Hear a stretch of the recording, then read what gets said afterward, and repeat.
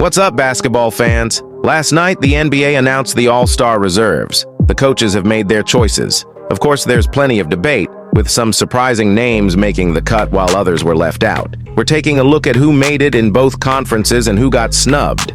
Notably, players like LaMelo Ball, Trae Young, Kyrie Irving, and Domantas Sabonis are missing. This will definitely spark some discussions. Let's start with the Eastern Conference. The reserves are Darius Garland, Jaylen Brown, Pascal Siakam, Cade Cunningham, Evan Mobley, Damian Lillard, and Tyler Herro. I'll go through the list and give my take on each player. Darius Garland has been outstanding this season, especially with his elite shooting efficiency and court vision. Then we have Evan Mobley, who continues to be one of the best defensive forces in the league while making big strides offensively. I would have loved to see Franz Wagner and Paolo Banchero make it, but given their limited games this season, it wasn't realistic. Tyler Herro has had a strong season, and I think his selection is absolutely justified. Many criticize him, but he's been carrying the Miami Heat as one of their top players, especially with Bam Adebayo not having his best year. As for Cade Cunningham, I was a bit skeptical about whether he truly reached All-Star status, but his performance has still been impressive. Pascal Siakam also made the cut, and rightfully so. Even though the Pacers haven't been outstanding this season, Siakam has been consistently great. Jaylen Brown, however, is a bit of a surprise, especially since the Celtics haven't been at their best lately, and his stats aren't exactly jaw-dropping. I would have preferred Trae Young or LaMelo Ball in the reserves instead. Now, on to the big snubs.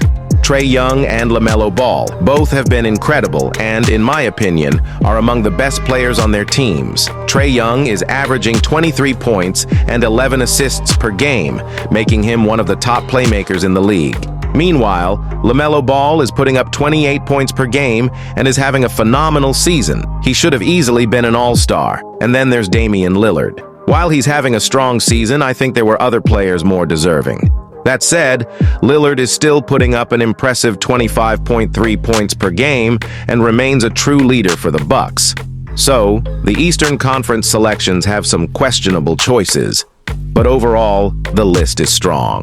Now let's take a look at the Western Conference. The reserves are Anthony Edwards, Anthony Davis, James Harden, Jaren Jackson Jr., Alperen Sengun, Jalen Williams, and of course, the young Victor Wembanyama. Edwards and Davis are having solid seasons, even though the Timberwolves and Lakers have been inconsistent. Wembanyama is a huge talking point.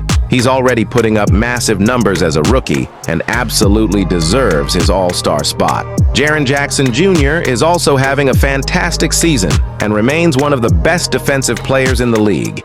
His selection is unquestionable. But then there's James Harden. Honestly, I'm surprised by his selection. Yes, he's still an elite playmaker, but his efficiency isn't what it used to be. Plus, the Clippers aren't exactly playing with full confidence.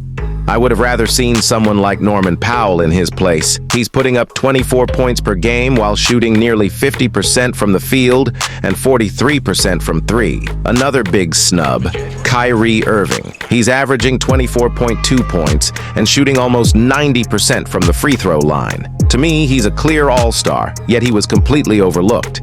I really don't understand why he was left out. And the biggest joke? Sabonis, 20.9 points, 14.5 rebounds, 6.6 assists. These are insane numbers. He's been leading the Kings to one of the best records in the league, yet he was snubbed. How does that even make sense? These stats and the team's success should make him a no-brainer all-star. There are plenty more discussions to be had, but these are the biggest surprises. Hopefully, we'll get more clarity on why so many top players were left out. What do you think? Let me know.